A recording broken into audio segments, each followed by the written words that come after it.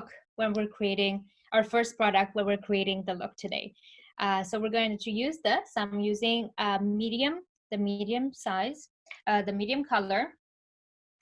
And I actually want to show you how to use it with a sponge first. So I'm going to do half of my face with the sponge, half of my face with the makeup brush.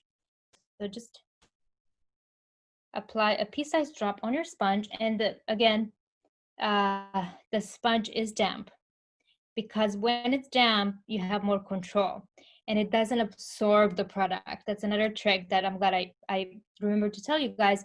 When your sponge, if your sponge is not damp, it actually sucks your product in because it needs moisture. So a really good tip, if you guys have this already, is always use a damp. So run it under the water, squeeze most of the water out. Okay, so I actually like to apply it in a medium coverage, medium to full coverage. So I'm just gonna dot it on my face. Hope you guys can see this. And then I'm going to blend it in. So, sorry, I'm kind of looking in the camera and in my mirror here. So this is the dabbing technique, right? If you're doing this with your foundation, I know some people really like the most minimal coverage. It's okay, but just know when you're sweeping, you're brushing makeup off your face. So if you're trying to build your look or get more coverage from your BB cream, if you're doing this, you're brushing it off.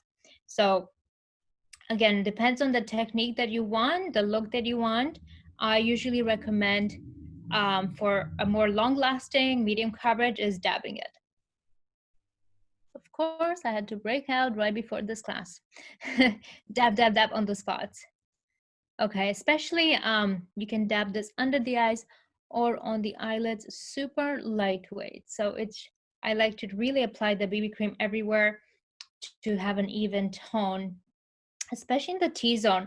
I always think about my most area of concern is what I call my triangle. So anywhere under the eyes and the chin. So this, like the cheeks and the chin, is where I need most coverage. So I always dab inside of my triangle. Imagine a triangle, guys. That's where most of us need the most coverage, most pigments. And then on the other side, I want to show you how to apply with a foundation brush. Okay, so I like to apply a little bit on the foundation brush. Again, if you feel overwhelmed by how to start, just start by dabbing it on everywhere. So you kind of have this surface, right? You're paving the way, right? So you're like, okay, now I have to blend it. So you're not missing any spots.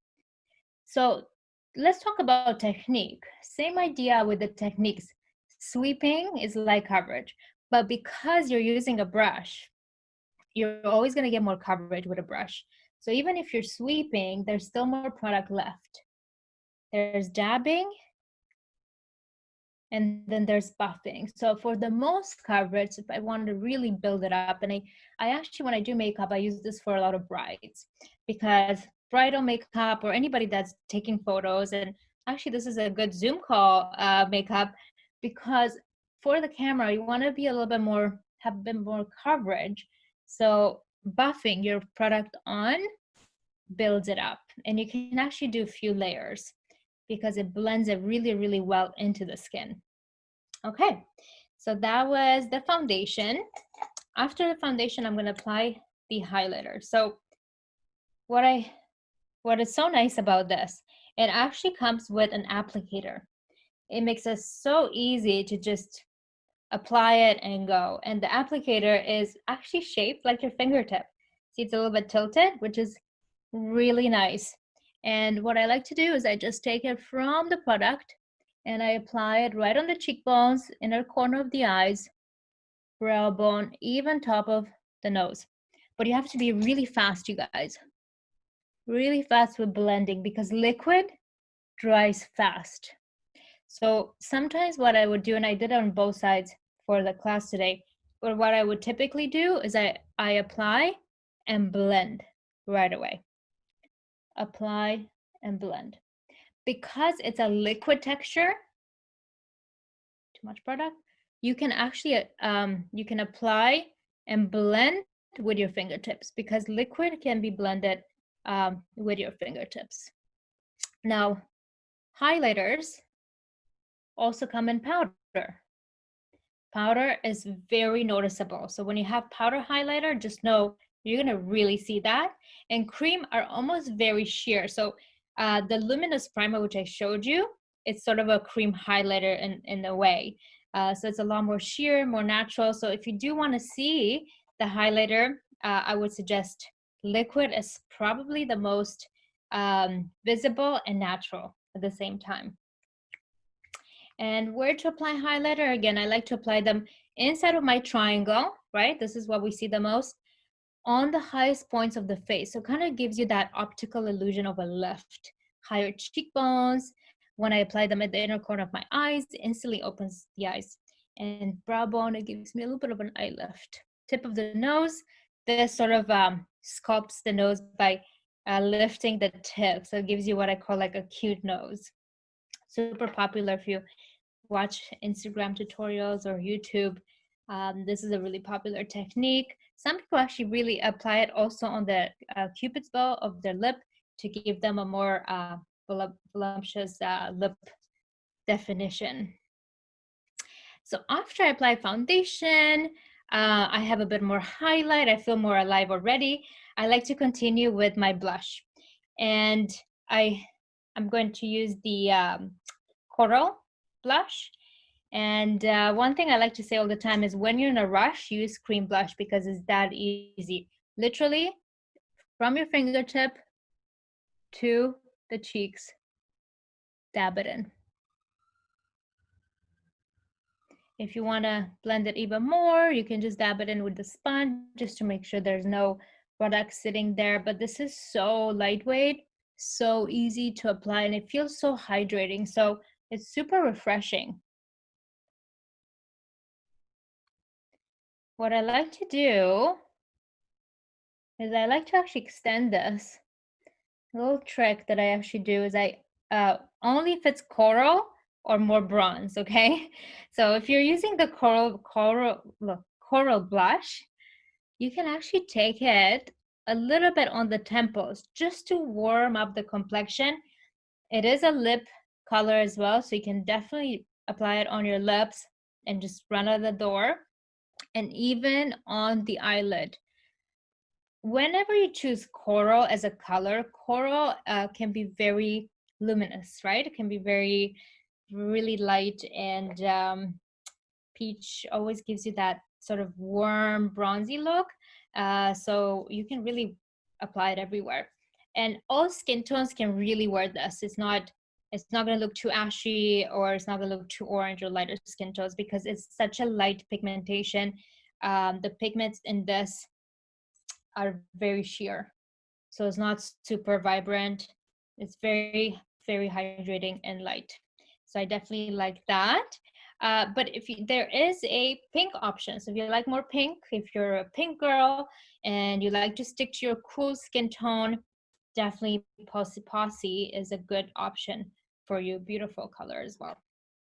So that's how we do our blush. I hope you guys can see this through the camera. I definitely feel more alive already.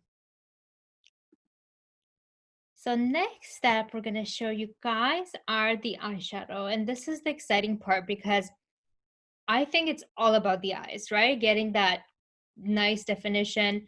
For me, it's so important to add definition to my eyes every day.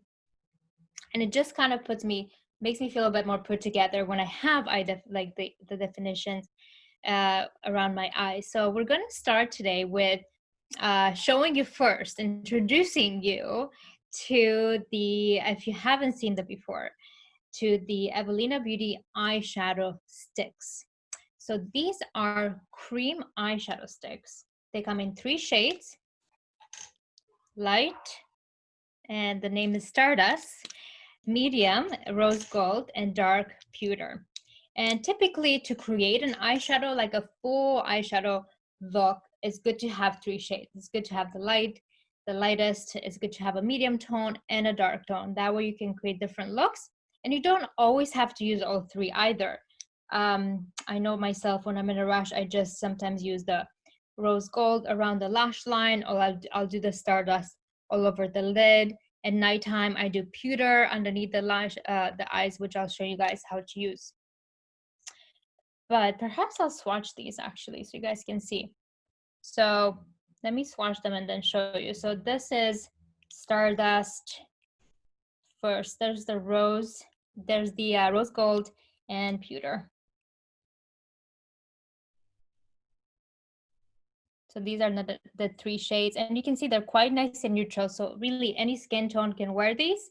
What I love as well about cream eyeshadows or eyeshadow sticks, there's no fallouts. It's not scary. It's easy to use. It looks natural. It just gives you that just movie star look right away. So let's build our look. So we're gonna start with Stardust. And this is the lightest shade. Stardust, it has a bit more pinky undertone, which is wonderful as a base color. And I'm going to start by applying it all over the lid. So kind of hug your lash line first. You see how easy they just like glide onto my eyelid.